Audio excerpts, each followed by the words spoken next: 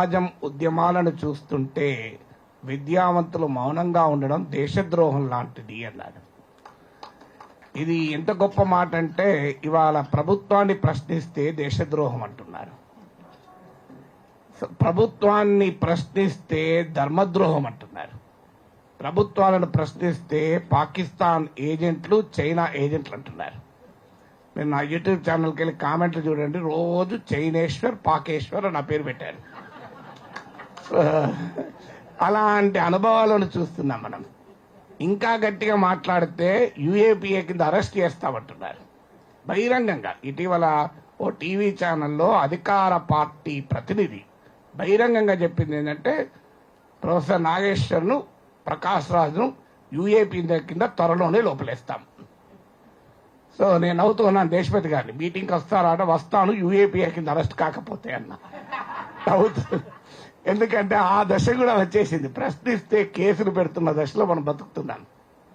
ఇలాంటి సమయంలో జయశంకర్ సార్ ఇచ్చిన స్ఫూర్తి ఏంటంటే సమాజం ఉద్యమాన్ని చూస్తుంటే విద్యావంతులు మౌనంగా ఉండలేరు. ఎందుకు మౌనంగా ఉండకూడదు? దానికి కూడా జయశంకర్ సారే చెప్పారు.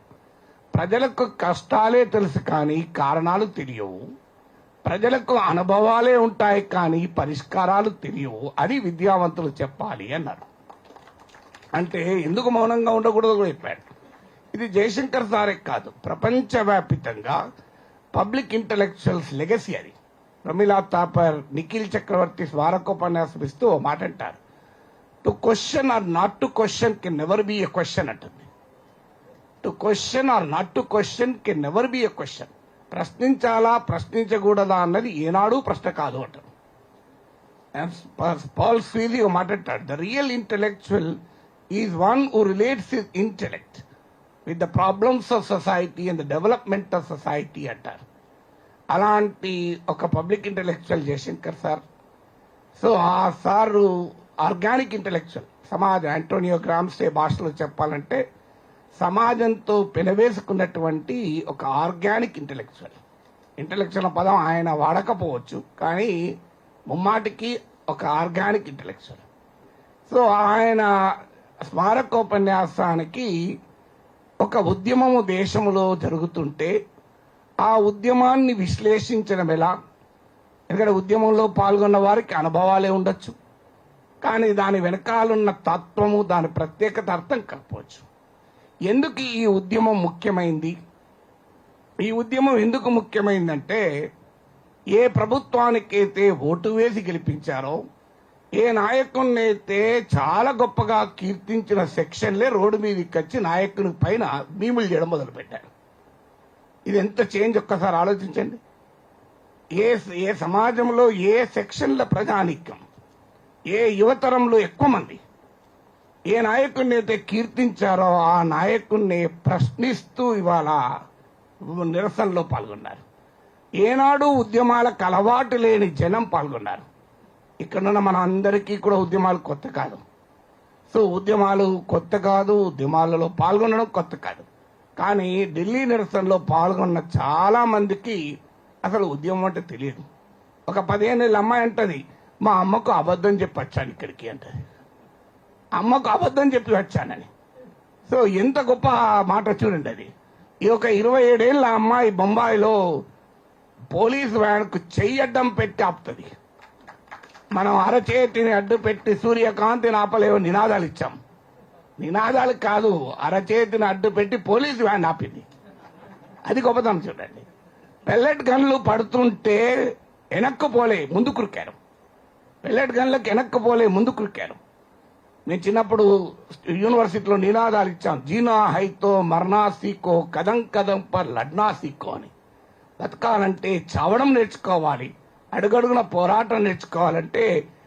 ఒకవైపు పెల్లెట్ గన్లు పడుతుంటే ముందు కురికిన జనం చూశాం. రాత్రి 11 గంటలకు ఉద్యమానికి ప్రతినిధులుగా ఉన్నవారు ఇక మాకు ఆహారం పంపకండి వృధా అవుతుంది అని చెప్పాల్సి వచ్చింది. ఎందుకంటే దేశవ్యాపితంగా ప్రజలు స్వచ్ఛందంగా స్విగ్గీలు జొమాటోలు ఆర్డర్ ఇచ్చారు. అడ్రస్ లేదు, జంతర్ మంతర్ ఆర్డర్ ఇచ్చారు అంతే. మీరు వెళ్ళి జంతర్ మంతర్లు ఇవ్వండి, ఏమన్నా ఎవరికైనా ఇవ్వండి. వాళ్ళు అప్పుడు అనౌన్స్ చేశారు, మాకు వాలంటీర్లకు ఇక అవసరం లేనంత ఎక్కువైపోయింది అని. అసలు ఎక్కడ రాజకీయ పార్టీలు బిర్యానీ పొట్లం మందు బాటిల్ ఇస్తే కూడా జనం రాని కాలంలో జనం రోడ్ల మీదకి వచ్చి పోరాడారు. సో అంతటి పోరాటాన్ని ప్రదర్శించినటువంటి ఉద్యమం ఇది. ఇది ఏమవుతుంది రేపు నాకు తెలియదు, ఏమవుతుందో. ఏమో అవుతుందని మనం అందరము దాన్ని ఆస్వాదించలేదు, ఆహ్వానించలేదు. ఏమి జరుగుతుందో నాకు తెలియదు, కానీ ఒక క్లైమేట్ ఆఫ్ ఫియర్ ను ఛేదించింది, ఒక కల్చర్ ఆఫ్ ఫియర్. ఒక నినాదానికి లక్షలాది మంది కదిలారు. అసలు సమాజంలో ఈ సెక్షన్ కదలదు, ఈ యువత సమాజంలో ఈ యువత కదలదు. వీళ్ళు రీల్స్ చూసుకుంటూ ఉంటారు. దాన్ని సైకాలజీలో బ్రెయిన్ రాట్ అంటారు. అంటే ఏమాత్రము ఆలోచనను రేకెత్తించని రీల్స్ చూసుకుంటూ గడిపేటువంటి జనం రీల్స్ చేసుకుంటూ వచ్చారు రోడ్డు మీదకి. రీల్స్ చూసుకుంటూ ఉండాల్సిన జనం రీల్స్ చేసుకుంటూ వచ్చారు రోడ్డు మీదకి. సో అందువల్ల ప్రజలకు ఆ ఉద్యమానికి స్పందించిన తీరు అన్నిటికీ మించి అసలు ప్రపంచంలో ఏ శక్తి ఎవరు తనను ఆపలేదనుకునే వ్యక్తిని తన మంత్రినే వదిలేసుకోవాల్సిన పరిస్థితికి నెట్టివేయబడ్డారు. ఎవరైనా ఊహించారా? ఎందుకు మరి ప్రయత్నం చేయలేదా? ఏదో క్షమాపణ చెప్పారా? గాంధేయవాదంతో వచ్చారా? కాదు. అన్ని ప్రయత్నాలు సక్సెస్ చేశారు. ఒక అదృష్టం ఏంటంటే ఈ ఉద్యమానికి ఎవరు నాయకుడు లేడు. నాయకుడు ఉంటే, నాయకత్వం ఉంటే డివైడ్ చేసేవారు, డిఫేమ్ చేసేవారు, కొనేవారు, బెదిరించేవారు. ఆఖరికి ఈడీలు సిబిఐలు పోయేది ఆ నాయకత్వం మీదకి. కానీ వీళ్ళ మీదకి ఈడీ పంపిద్దామంటే ఎవరింటికి పంపించాలి? వీళ్ళు ఎవరు అసలు? సో వీళ్ళకి ఎవరు నాయకుడు ఎవరికి తెలియదు. మొదటిసారి ఒక నాయకుడు ఉద్యమాన్ని నడిపించలేదు, ఉద్యమమే ఉద్యమాన్ని నడిపించింది. మనం చిన్నప్పటి నుంచి విన్నాం, ప్రజలే చరిత్ర నిర్మాతలు అన్నారు. చరిత్ర నాయకులు సృష్టించరు, చరిత్రే నాయకుల్ని సృష్టిస్తుంది. సమాజాన్ని నాయకులు నడిపించరు, నాయకుల్ని సమాజమే నడిపిస్తుంది అని ఒక నాయకత్వం లేకుండా కూడా జనం రోడ్ల మీదకి వచ్చారు. అంతకుముందు అనేక ఉద్యమాలు జరిగాయి ఈ 12 ఏళ్లలో. ప్రధానమైన ఉద్యమం మనకు రైతు ఉద్యమం చూసాం, అద్భుతమైన ఉద్యమం. కానీ రైతు ఉద్యమాన్ని సులభంగా ఛేదించగలిగారు. ఎలా ఛేదించగలిగారంటే, వన్ ఫైన్ మార్నింగ్ మై మాఫీ మాంగ్ రావు అన్నాడు, అయిపోయింది. క్షమాపణ చెప్పడంతో అయిపోయింది. ఆ రైతు నాయకులపై కూడా ఖలిస్తాన్ వాదులు అన్నారు. ఇప్పుడు ఎట్లాగైతే ఈ ఉద్యమంలో ఉన్న వాళ్ళని అర్బన్ నక్సలైట్లు అన్నారో కాక వారిని కూడా ఖలిస్తాన్ వాదులు అన్నారు. దానికి మద్దతుగా వచ్చినటువంటి సెలబ్రిటీల పైన ఈడీలు సిబిఐలు వెళ్ళాయి. కానీ ఆ ఉద్యమము అలాగే కొనసాగింది. కానీ దానికి ఒక పాయింట్ దగ్గర ఆగిపోయింది. ఎందుకు ఆగిపోయిందంటే, దేశవ్యాప్తంగా రైతాంగం పోరాడినా ప్రధానంగా పంజాబ్, హర్యానా, వెస్టర్న్ ఉత్తరప్రదేశ్ హరిత విప్లవం జరిగిన ప్రాంతంలో ఉన్న రైతాంగం ప్రధానంగా స్పందించారు. అఫ్కోర్స్ దేశమంతా స్పందన ఉన్నప్పటికీ కూడా మిగతా దేశమంతా స్పందన ప్రకంపనలున్నాయి. మహారాష్ట్ర లాంటి ప్లేస్ లో గొప్ప ఉద్యమాలు జరగచ్చు. దాంతో పాటు సమాజంలో ఒక సెక్షన్ వాళ్ళు మాత్రమే రైతులు. ఆఖరికి రాజకీయ మేనేజ్మెంట్ చేశారు. చరణ్ సింగ్ కు భారతరత్న ఇచ్చారు, ఆయన మనమని లాగేసుకున్నారు. జననాయక జనతా పార్టీని తీసేసుకున్నారు. పొలిటికల్ మేనేజ్మెంట్ తో రైతు ఉద్యమ రాజకీయ ప్రభావాన్ని తప్పించుకోగలిగారు. కానీ రైతు విజయం సాధించింది. వ్యవసాయ చట్టాలు తిప్పికొట్టగలిగింది. ఆ తర్వాత వచ్చిన అతిపెద్ద ఉద్యమం citizenship amendment act.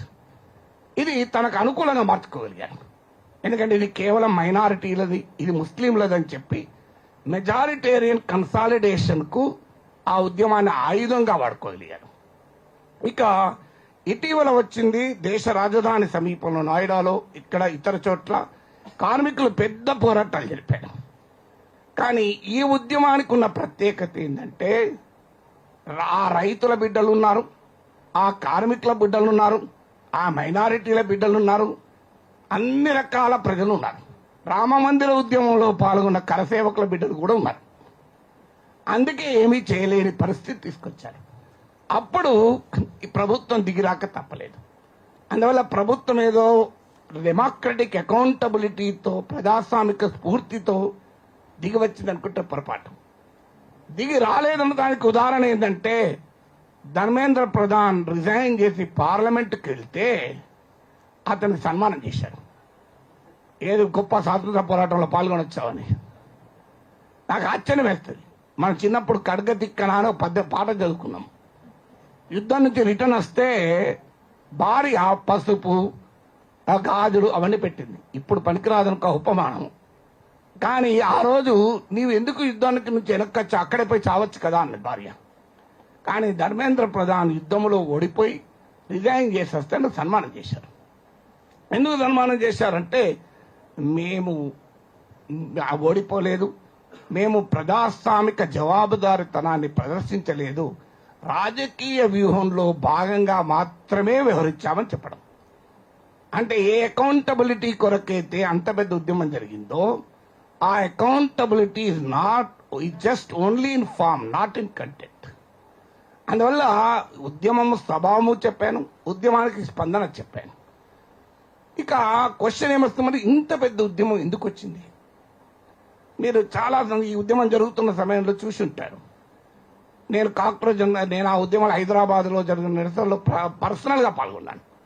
Indira park దగ్గర నేను పాల్గొన్న లెక్క సంఖ్య, ఉద్యమాల సంఖ్య, పోరాటాల ధర్నాల సంఖ్య తీస్తే బహుశా నా భార్యా పిల్లలతో కూడా అన్ని చోటుకి వెళ్ళి నేను అన్నిసార్లు వెళ్ళాను. కానీ ఎప్పుడు కూడా ఆ సెక్షన్ చూలే. యంగ్ సెక్షన్, చాలా ఎనర్జీ, అడుగడుగున ఎనర్జీ. రాజకీయ నాయకులు చూస్తుంటారు, మీరు గట్టిగా సపోర్ట్లు కొట్టి ఆమోదం తెలపండి అని. కానీ అప్పటికి కూడా ఆమోదం తెలపకపోతే ఏం ఇంకా సపోర్ట్లు కొట్టవా అంటారు. కానీ జనం వద్దన్న నినాదాలు ఇచ్చారు. ఎందుకంటే ఆ కోపం ఇగ్నైట్ చేసింది, యాంగర్ ఇగ్నైట్ చేసింది, స్లోగన్స్ సస్టైన్ చేశాయి, క్రౌడ్స్ విజిబిలిటీని పెంచింది. కానీ ఎందుకు విజయం సాధించిందంటే ధర్మం ఇటువైపు ఉంది. మహాభారతంలో పాండవుల సైన్యం చాలా చిన్నది కౌరవుల సైన్యంతో పోలిస్తే. పాండవుల వైపు ఉన్న వీరులు తక్కువే కౌరవుల వైపు ఉన్న వీరులు. మరి ఎందుకు గెలగలిగారు పాండవులు? ఇందులో ఎవరు పాండవులు ఎవరు కౌరవులు నేను చెప్పడం లేదు, ఎందుకంటే అదో పెద్ద సమస్య మళ్ళీ.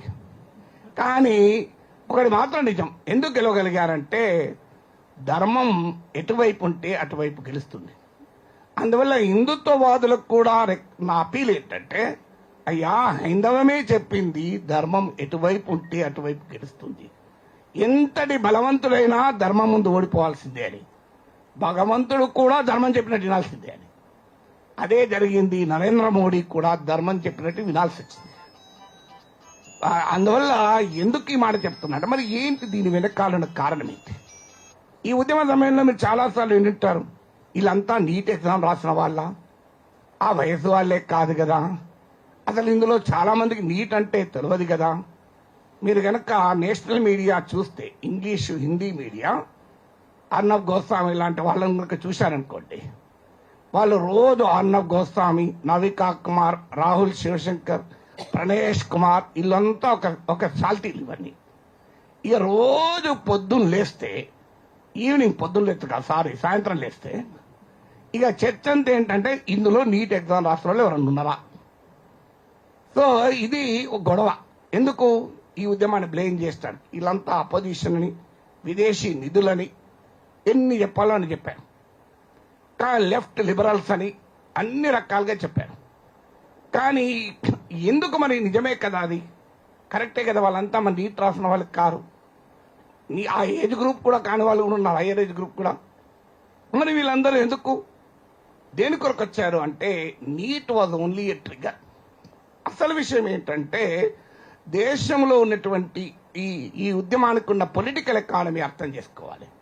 ఏంటి పొలిటికల్ ఎకానమీ? అది అర్థం కావాలంటే మొదలు డెమోగ్రఫీ అర్థం కావాలి.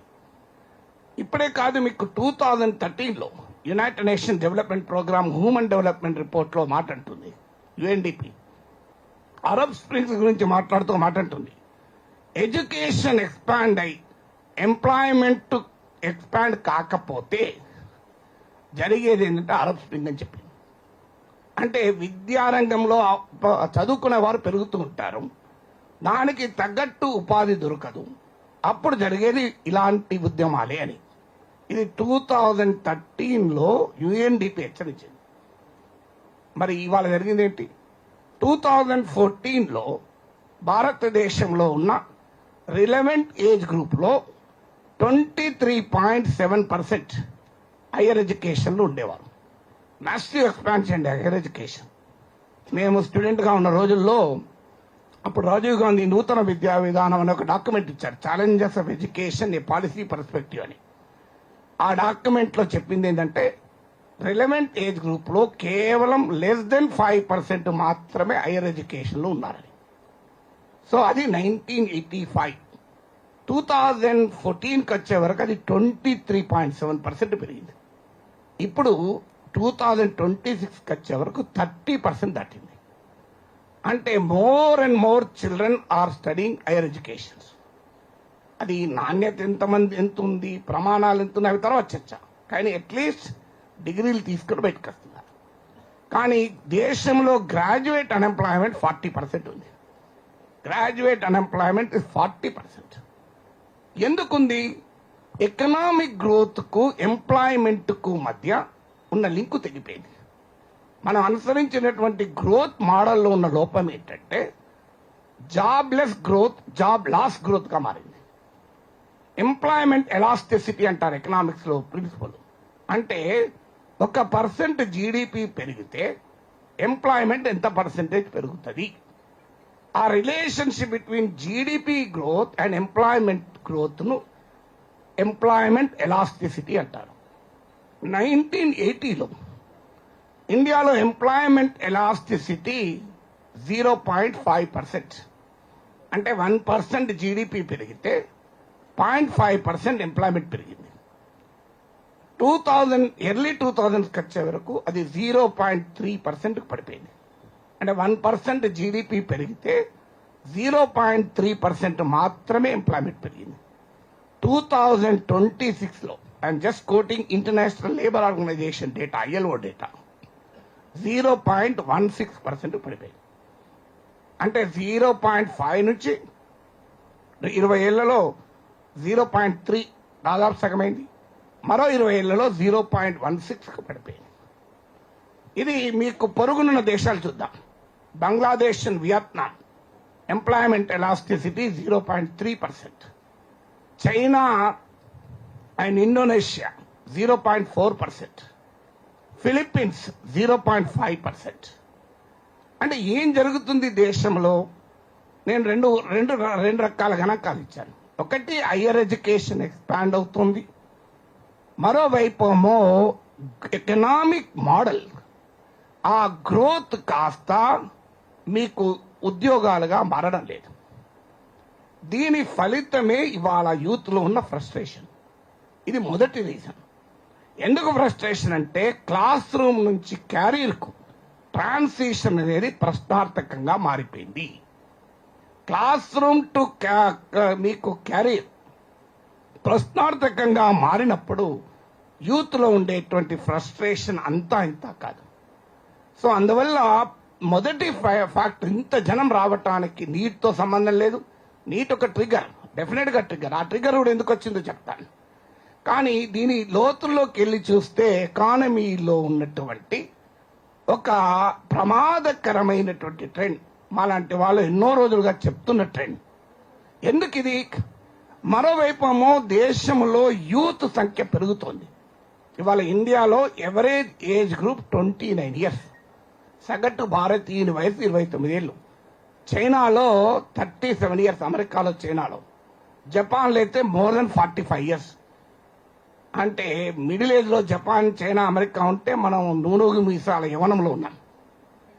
బై 2030 ఇండియాలో 29 ఇయర్స్ లోపు ఉన్నవారు 39% ఉంటారు. 39%. అంటే ప్రతి 10 మందిలో మీకు 4 బిలో ఏజ్ ఆఫ్ 30 ఉంటారు. అంటే జెన్ ఆల్ఫా, జెన్ జీ కలిపితే. సో ఇంత పెద్ద సెక్షన్ ఉంది. ఇప్పుడే కాదు, 11th 5-year ప్లాన్ చాలా ఏళ్ల క్రితం హెచ్చరించింది. India has a demographic dividend. If it is not properly utilise, it will result in a demographic nightmare అని చెప్పింది. ఎంత అద్భుతంగా చెప్పింది. 5-year plan document, 11th plan document. ఇప్పుడు కాదు, ఇప్పుడైతే 5-year ప్లాన్స్ లేవనుకోండి. సో ఎందుకు ఇది డెమోగ్రఫిక్ డివిడెండ్ అంటే ఏంటంటే working age population dependent population, అంటే దేశంలో ఎంతమంది పనిచేసే వయసు ఉన్నారు, ఎంతమంది వారిపైన ఆధారపడుతున్న వారు ఉన్నారు.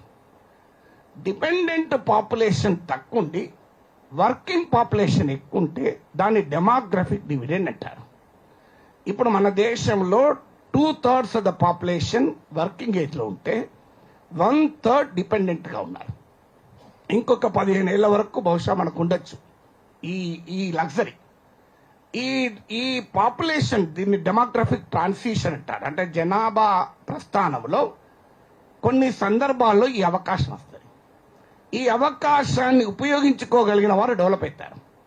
మీకు గతంలో ఇదే అవకాశం లాటిన్ అమెరికాలో వచ్చింది. ఏషియన్ టైగర్స్ గా చెప్పబడే సౌత్ కొరియా ఇలాంటి దేశాల్లో వచ్చింది. ఏం జరిగింది అంటే లాటిన్ అమెరికాలో నయా వలస పాలన ఉండడం వల్ల వారు ఆ రకమైనటువంటి ఎడ్యుకేషన్ పైన, ఎంప్లాయ్మెంట్ పైన, స్కిల్స్ పైన ఇన్వెస్ట్ చేయలేకపోయారు. ఈ సౌత్ కొరియా లాంటి ఎకానమీస్ ఇన్వెస్ట్ చేయగలిగారు కనుక వాళ్ళు ఏషియన్ టైగర్స్ ఎంతవరకు టైగర్ తర్వాత చర్చది, కానీ అట్లీస్ట్ ఆ మేరకు గ్రోత్ సాధించగలిగారు. మన భారతదేశంలో ఏంటి ప్రాబ్లం? అమర్త్య సేను India economic development and social opportunity, India development and participation, the argumentative Indian అనే పుస్తకాల్లో పదే ఒక మాట చెప్తాడు.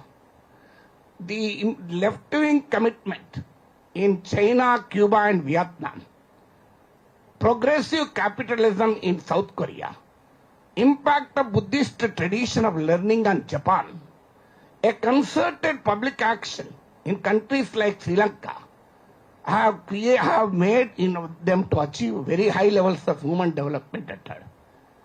అంటే చైనా, క్యూబా, వియత్నాంలలో వామపక్ష నిబద్ధత, జపాన్లో బౌద్ధ మత సాంప్రదాయాల ప్రభావము, దక్షిణ కొరియాలో ప్రగతిశీల పెట్టుబడిదారీ విధానము, జమైకా, కోస్టరికా, శ్రీలంక లాంటి దేశాల్లో నికరమైన ప్రజా కార్యాచరణ వల్ల విద్య, వైద్యం లాంటి మానవాభివృద్ధిలో మనం విజయం సాధించారు. అన్ఫార్చునేట్లీ భారతదేశంలో ఇవి ఏవీ లేవు. భారత పాలకులకు ఇవి ఏవీ లేకపోవడం వల్ల ఇలా ఏంటి పరిస్థితి? India is the fastest growing economy, major economies. India is among the top 5 economies. కానీ హ్యూమన్ డెవలప్మెంట్ లో మనం 140 to 150 ర్యాంక్. ఇక Vietnam $4,650 per capital income, India $2,800, $2,700 per capital income లో మనం 120th ర్యాంక్.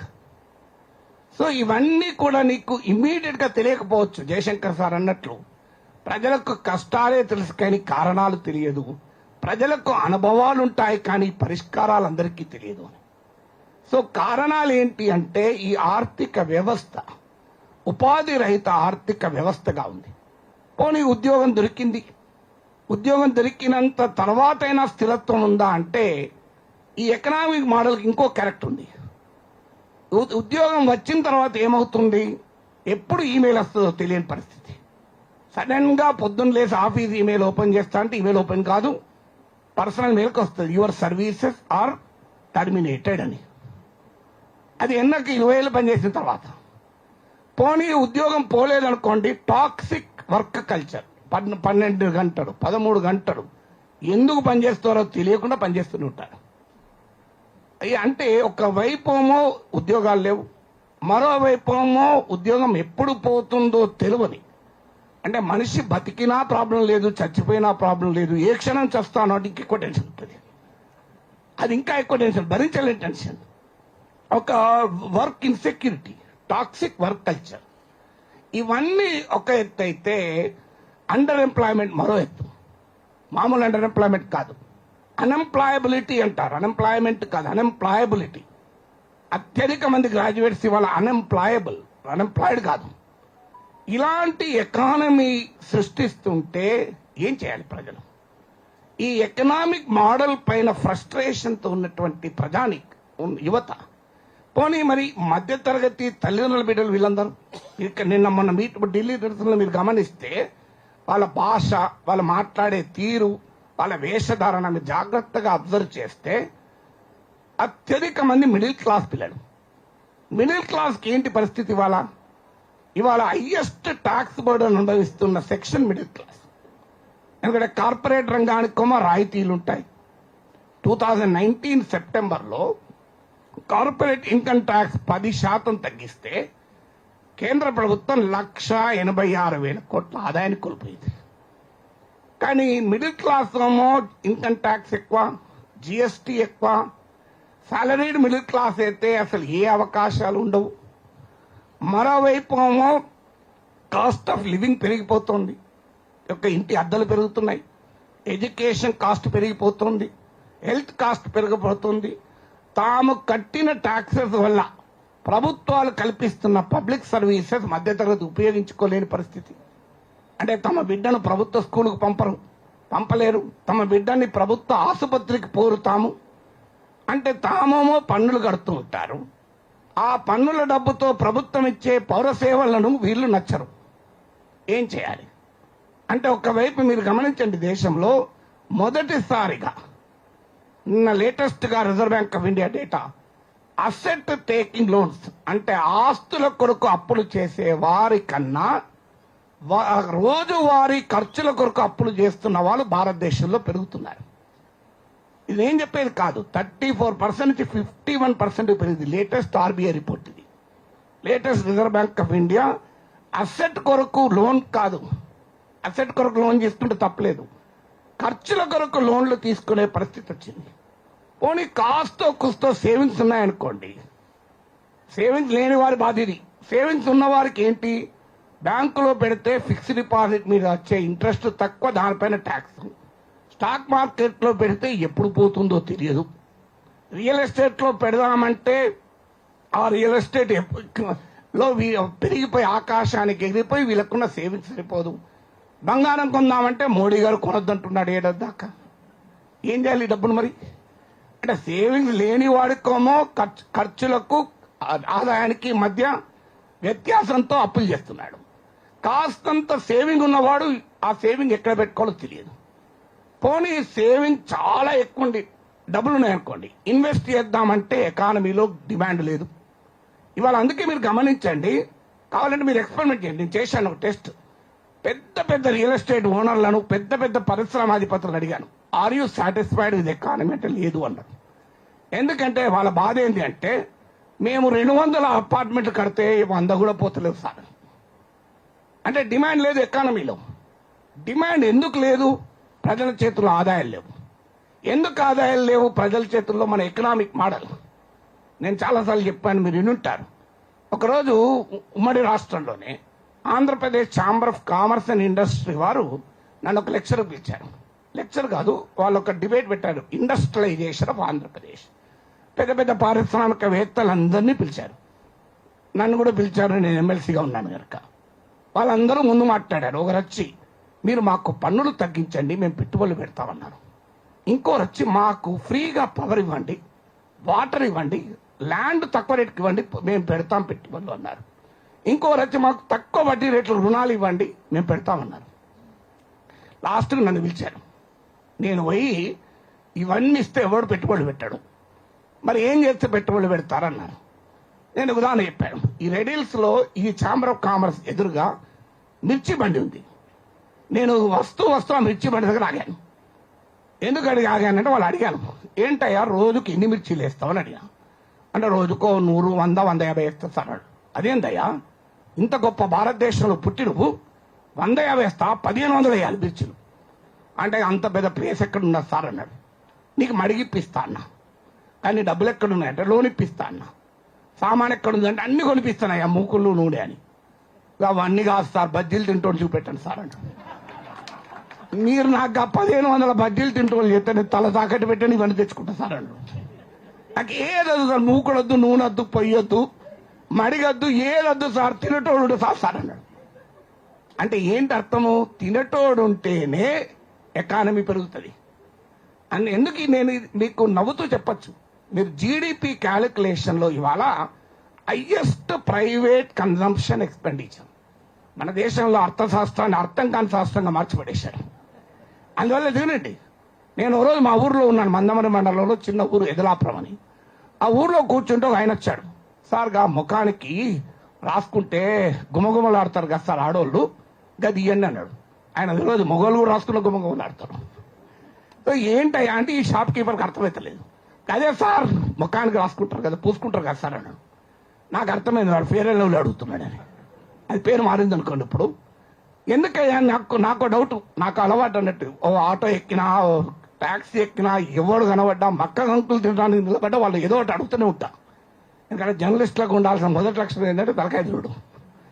సో ఆయన తలకాయ తిందా పోయి నువ్వు ఎందుకు అడుగుతున్నావయ్యా అంటే వాడు చెప్పిండు, ఏం లేదు సార్ మా పెళ్ళై 10 ఏళ్ళు అయింది, నాకు మొన్ననే బొగ్గుబాయిల పని దొరికింది సార్, మొదటి జీతం ఎత్తుకున్నా సార్, నా భార్య అన్నది 10 ఏళ్ల నుంచి నువ్వు తెచ్చింది లేదు చేసింది లేదు, ఇప్పుడు అది పట్టుకరా రాసుకుంటా అన్నది. అప్పుడు చెప్పాను ఆ మీటింగ్లో, అయ్యా మీ ఫేర్ అండ్ లవ్లీకి డిమాండ్ కావాలన్నా మా పేదవాడికి పని దొరకాలి అని చెప్పాను. ఈ ఫేర్ అండ్ లవ్లీ డిమాండ్ ఎక్కడికి వస్తుంది, ఇక్కడికి వస్తుంది. అందుకే మీరు గమనించండి, ఇవాళ ఇండియాలో రిచ్ ఇన్వెస్టర్ అంతా దేశం వరకు వెళ్ళిపోతున్నారు. ఫారిన్ డైరెక్ట్ ఇన్వెస్ట్మెంట్ రావడం లేదు, ఫారిన్ ఇన్స్టిట్యూషనల్ ఇన్వెస్ట్మెంట్ వెళ్ళిపోతుంది. ఆఖరికి ఇండియన్ అవుట్ బోర్న్ అంటే భారతదేశం నుంచి వెళ్ళిపోయే ఎఫ్డీ ఎక్కువ ఉంటుంది. ఎందుకు మరి? ఎందుకంటే ఇన్వెస్ట్మెంట్ మీరు ఎక్కడన్నా వెళ్ళండి, మీరు కావాలంటే మారుతి షోరూమ్కి వెళ్ళండి, వెళ్ళి ఏ కార్లు అమ్ముతున్నాయని అడగండి. ఏమనుకుంటాం మనం? తక్కువ రేటు ఉన్న కారు పోతుంది అనుకుంటాం. పోతలేదు. 30 లక్షలు ఉన్న కారు ఎక్కువ పోతుంది, 10 లక్షలు ఉన్న కారు పోతలేదు. మీరు ఏదన్నా ఒక అపార్ట్మెంట్ దగ్గరికి వెళ్ళండి, ₹1,00,00,000 లోపల అపార్ట్మెంట్ పోతలేదు, 3 కోట్లు 4 కోట్లు 10 కోట్లు ఉన్న విల్లాలు పోతున్నాయి. అంటే అర్థం ఏంటి? భారతదేశ ఎకానమీలో భయంకరమైన అసమానతలు పెరుగుతున్నాయి. వీటన్నిటి రిజల్ట్ ఏంటంటే పేనుకుపోయినటువంటి ఆ కోపం. కానీ దీన్ని పట్టుకొని పోరాడుదామని రోడ్డు మీదకి వస్తే నీవు అర్బన్ నక్సలైట్ అన్నావు, నీవు హిందూ ద్రోహి అన్నారు, నీ పోలీసులు అడ్డుపడ్డారు, పిల్లటి కళ్ళు వచ్చాయి. అంటే ఒక సఫకేటింగ్ ఎన్విరాన్మెంట్, ఒక క్లైమేట్ ఆఫ్ ఫియర్. లేదంటే సోషల్ మీడియాలో నీ పైన దాడి, భయంకరమైన దాడి, లేదంటే మతం పేరిటో ఇంకో దాని పేరిటో అట్రాక్ట్ చేయడం. అంటే ఒకవైపు ఎకానమీ వెక్కిరిస్తుంటే దాన్ని ధిక్కరించాలనుకునే వారిని రకరకాల రూపాల్లో ఒక క్లైమేట్ ఆఫ్ ఫియర్తో సఫకేషన్ వచ్చారు. ఆ సఫకేషన్ ఒక్కసారిగా పెళ్ళుబుక్కడమే కాక్రోచ్ల ఉద్యమానికి కారణం. ఏంటంటే ఎవరు అభిజిత్ దీప్కే ఎవరికి తెలుసు? ఒక మీమ్ అలా ఎందుకు తయారైంది అంటే ఒక ట్రిగర్, వ్యవస్థల పైన ఒక భయంకరమైనటువంటి కోపం. ఎందుకు సుప్రీంకోర్టుకు వెళ్దామంటే మీ పోలీసులు భయంకరంగా కొట్టారయ్యా మా పిల్లల్ని అంటే మాకు చూసే టైం లేదు, వీడియోలు మాకు ఇంట్రెస్ట్ లేదు, మేము వీడియోలే చూడం. ఏంటిది? సో ఎందుకు అంటే నీకు article 32 the constitution of India, భారత రాజ్యాంగంలో ఉన్న అత్యంత గొప్పది ఏంటి తెలుసా? ఫండమెంటల్ రైట్స్ కు గనక విఘాతం ఏర్పడితే నేరుగా సుప్రీంకోర్టుకు పోవచ్చు. ఎక్కడ ఉండాలి? జిల్లా కోర్టు, హైకోర్టు ఏం లేదు, డైరెక్ట్ సుప్రీంకోర్టు పోవచ్చు. Supreme court the custodian of the fundamental rights. Right to Liberty the fundamental right, right to protest is the fundamental right, right to assembly the fundamental right, and right to life is the fundamental rights. అయ్యా మా fundamental rights కు విఘాతం కలుగుతుందంటే మీ వీడియోలు చూసే time నాకు లేదు అంటే election commission పోదామంటే ఆ election commission party spokes person కన్నా దరిద్రం. ఇలా ఆయన chief election commission press conference చూడండి, సడన్ గా మీరు గుర్తుపట్టకపోతే ఆయన పార్టీ స్పోక్స్ పర్సన్ అనుకుంటారు. పోనీ మీడియాకు పోయి చెప్పుకుందామంటే అర్నబ్ గోస్వామి ప్రత్యక్షమవుతాడు, గంట సేపు డిబేట్ పెడతాడు, 59 నిమిషాలు అయినా మాట్లాడతాడు, 1 నిమిషం మాత్రమే మనం మాట్లాడిస్తాడు, అది కూడా మనం తిరుగుతుంటాడు అక్కడ. నేను రెగ్యులర్ గా వెళ్ళేవాడిని రిపబ్లిక్ టీవీ. నాకు ఎవరో చెప్పారు వాళ్ళు, Times now Republic TV, sir మీరు బీజేపీని విమర్శిస్తున్నారు బాగానే ఉంది, కాంగ్రెస్ కు సపోర్ట్ చేస్తే మిమ్మల్ని రోజు పిలుస్తాం సార్, నెలకు 3 లక్షలు వస్తాయన్నాడు. నేనెందుకు కాంగ్రెస్ సపోర్ట్ చేస్తాను, నేను ప్రజలకు సపోర్ట్ చేస్తా, ఎవరు తప్పు చేస్తే వాడిని ప్రశ్నిస్తాను, అది మాకు నడవస్తారన్నారు. మాకు బీజేపీ కన్నా సపోర్ట్ చేయాలి, కాంగ్రెస్ కన్నా సపోర్ట్ చేయాలి అంటే నాకు నెలకు 3 లక్షల ఆదాయాన్ని కోల్పోయాను తప్ప నేను మాత్రం మాట్లాడాలని చెప్పేసి ఇది నాకు పర్సనల్గా జరిగింది. ఇది నాకు రిపబ్లిక్ టీవీ గుర్తుంటే ప్రతిరోజు వచ్చేవాడిని రిపబ్లిక్ టీవీలో. నేను 4-5 సార్లు వచ్చేవాడిని, ఒక్కసారి కాదు రోజుకు. ఆ ఈవెంట్ ఆర్నబ్ వస్తే 2 రోజులు ఢిల్లీలో బొంబాయిలో కూడా పాల్గొన్నా. టైమ్స్ నాకు మానేశాను, నాకు అర్థమైంది అంటే మీడియాకు చెప్పుకుందామంటే మీడియా గోలంతా వేరే. ఇక తెలుగు మీడియా అయితే చెప్పకూడదు. తెలుగు మీడియాలో ప్రపంచంలో మా హిందువులందరికీ బ్రహ్మ విష్ణు మహేశ్వరులు ఉంటారు. తెలుగు ఛానళ్లకు జగన్మోహన్ రెడ్డి చంద్రబాబు ఉంటారు. వీళ్ళిద్దరు తప్ప ఇంకెవడు ఉండడు. ప్రపంచంలో ఇద్దరు ఉంటారు. వాళ్ళు ఒకరు చంద్రబాబు నాయుడు, ఇంకోరు జగన్మోహన్ రెడ్డి. అంటే ఆ రకమైన మీడియా ఆ రకం ఉంది. ఎవరికి పార్లమెంట్కు పోదామంటే ఎవరు నన్ను ఎన్నుకొని పార్లమెంట్కి పంపిస్తే నువ్వు ఎవరిని గెలిపించినా వాడు ఇంకో పార్టీలో పోయి చేస్తాడు. ఏ పార్టీ వాడైనా ఆఖరికి చేరేది ఒకటే పార్టీ. నదులన్నీ సముద్రంలో కలిసినట్టు. అరే ఏం చేయాలి అంటే వ్యవస్థ రెస్పాన్సివ్ లేనప్పుడు ఏం చేయాలి? జరిగేది ఏంటంటే ఆ సేఫ్టీ వాళ్ళు ఎప్పుడోసారి బద్దలవుతుంది ప్రెషర్ కుక్కర్. అదే జరిగింది ఈ నిరసనకు మూలం. అంటే ఈ నిరసనకు మూలం ఏంటి అంటే ఒక పొలిటికల్ ఎకానమీ. ఈ నిరసనలకు మూలం ఏంటంటే ఒక పొలిటికల్ సోషాలజీ. ఈ నిరసనలకు మూలం ఏంటంటే డెమోక్రటిక్ రైట్స్ లేని ఒక ఎన్విరాన్మెంట్. ఎక్కడ చూసినా భయం, అనుమానం, ఏమో అవుతుందోనన్న ఫియర్. దాన్ని మొదటిసారి యంగర్ జనరేషన్ ఛేదించింది. అందుకే మీరు గమనించండి, దేశవ్యాపితంగా ఎందుకు ఇంత రియాక్షన్ వచ్చింది. సాధారణంగా నరేంద్ర మోడీ ఒక మంత్రిని వదులుకోవడం మామూలు విషయం కాదు. కానీ వదులుకోవాల్సిన తప్పనిసరి పరిస్థితి. మీరు ఎప్పుడైనా చూసారా? ఇవాళ పేపర్లో ఏంటి, Kiran Rijiju goes to Rahul Gandhi's house. విన్నారా ఎప్పుడన్నా? అసలు ప్రతిపక్ష నాయకుడి ఇంటికి వెళ్ళి మాకు సహకరించండి అని అడిగారు ఎప్పుడన్నా? వ్యవసాయ చట్టాలపైన చర్చప్పుడు సస్పెండ్ చేసి ఆమోదించుకున్నారు. పార్లమెంట్ లో సస్పెండ్ చేసి ఆమోదించుకుంటే చూశాను తప్ప ప్రతిపక్ష నాయకుని ఇంటికి పోయి మాకు సహకరించండి నేను అడగడం నేను మొదటిసారి చూస్తుంది 12 ఏళ్ళ. అంటే ఎంత మార్పు వచ్చింది 12 ఏళ్ళ. రాత్రి mid night my dear friends అనుకుంటే వీడియోలు వస్తున్నాయి. ప్రాయ దోస్తం ప్రాయ మిత్రం లేదు, మై డియర్ ఫ్రెండ్స్ అని. Hi friends. మీరు చూడండి, నమస్తే ఫ్రెండ్స్ అనేది పోయి భారతీయత ఎక్కడ పోయింది, హాయ్ ఫ్రెండ్స్ వచ్చేసింది. అంటే దేశ ప్రధానిని నమస్తే నుంచి హాయ్కు మార్పించగలిగారు. నమస్తే నుంచి హాయ్కు మార్పించగలిగారు. ప్రాయ మిత్రం నుంచి మై డియర్ ఫ్రెండ్స్ కు మార్పించగలిగారు. వాట్సాప్ నుంచి ఇన్స్టాగ్రామ్ కు మార్చారు. అన్నిటికీ మించి రాత్రి 12 దాకా నిద్రపోకుండా ఉండగలిగారు. అంటే ఇది ప్రజా ఉద్యమానికి ఉన్నటువంటి శక్తి. సో అందువల్ల ఈ కాక్రోచ్లు ఎవరు, వీళ్ళు రేపు ఏమవుతారు, వీళ్ళు ఒక పార్టీకి ఏర్పడి వాళ్ళు కూడా అట్లనే తయారవుతారా? వాళ్ళు సరైన వాళ్ళ కులగోత్రాలు ఏంటి, వాళ్ళ చరిత్ర ఏంటి, వాళ్ళ జాగ్రఫీ ఏంటి నాకు అనవసరం. మనకు కావాల్సింది ఏంటంటే అందులో ఒక ఉద్యమం ఉంది, అందులో ఒక ధిక్కార స్వరం ఉంది, అందులో ఒక ఆక్రోశం ఉంది, ఒక ఆవేదన ఉంది, ఒక ఆక్రందన ఉంది, ప్రశ్నించే తిరుగుబాటు ఉంది. తిరుగుబాటు ఎక్కడుంటే అక్కడ ఉండాల్సిందే. సో అందుకొరకు మనం ముందుకు రావాలి తప్ప దీనిపైన ఏదో అత్యంత అతి ఆశలు పెట్టుకోమని అంటలేను. కానీ సమాజానికి తిరుగుబాటు తత్వం నేర్పితే ఏ నాయకుడు అవసరం లేదు, ఆ నాయకునిపై కూడా తిరుగుబాటు చేస్తుంది. అందువల్ల సమాజానికి తిరుగుబాటు తత్వం నేర్పినందుకు ఈ ఉద్యమాన్ని మనం ఆహ్వానించాలని చెప్తూ మరొక్కసారి జయశంకర్ గారి స్మృతికి శ్రద్ధాంజలి ఘటిస్తూ సెలవు తీసుకుంటాం.